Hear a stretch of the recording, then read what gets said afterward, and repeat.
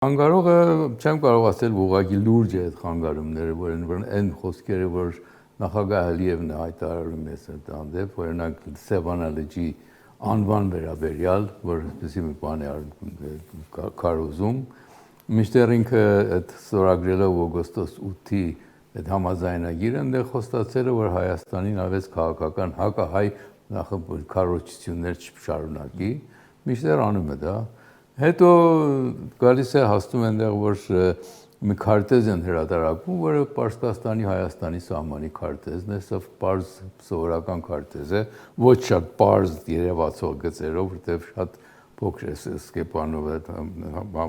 չափով է նկարած այդ քարտեզը, եւ վերնագիրը գրում Զանգեզուրի միջանցք։ Դա Զանգեզուրի միջանցքի ստորագրած Զանգեզուրի միջանցքը դրանով մեկ մասն է այդ քարտեզի վրա, բայց ամբողջ քարտեզի անունը Զանգեզուրի միջանցք։ Մինչդեռ այդ Զանգեզուրի միջանցք տերմինը իր ստորագրած համաձայնագրի մեջ ոչ մեկը գոյություն չունի։ Այդ ճանապարհն ասում է Հայաստանի ինքնիշխան տարածքով։